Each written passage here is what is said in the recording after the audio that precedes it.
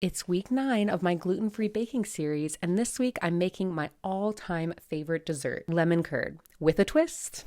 Hi everyone, Brittany here with the latest installment of the series in which I bake through every recipe mentioned in my cozy magical realism novel, A Daisy in Lily's Valley, while chatting about the story.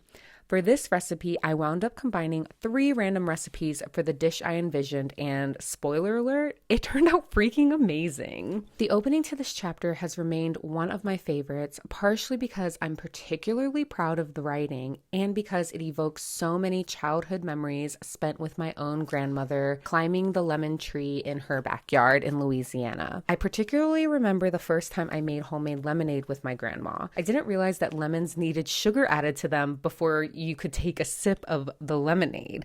I quickly learned my lesson and walked away with a lemon obsession that's lasted to this day. I have so many different ways in which to squeeze lemons, but my favorite was actually taught to me by my high school boyfriend, who taught me how to squeeze limes with a fork, and it's still my preferred method of extracting citrus juice, as long as my hands don't have hidden cuts, which I quickly found out they did today. In this chapter, we learn a bit more about Emiliana's backstory and the struggle she has endured since receiving her celiac diagnosis when she was a mere preteen. We also begin to see the lengths she is willing to go in an effort to please her mother, because isn't that what so many of us want?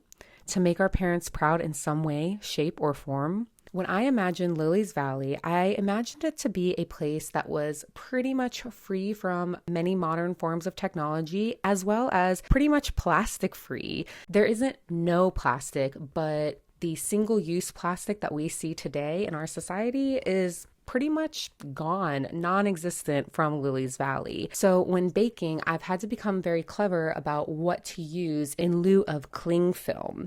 And I've never actually owned cling film in my home, so I often use baking paper in lieu of it, or a dampened cloth. After all, people have been baking tarts and breads and cakes long before the advent of plastic, and baking paper seems to do the trick very well. Because lemon curd is my all-time favorite, I was super impatient to cut into this dessert. I made 1 very large tart and 2 smaller tarts, and I thought that I had chilled the smaller tarts enough, but I hadn't. And you know what? I didn't care. I did not mind that this was a soupy mess because the curd tasted delicious, and I regret absolutely nothing. Also, the reason I chose to add blueberry to this recipe, because I love them. They have a fabulous color, and I thought they'd complement the lemon brilliantly.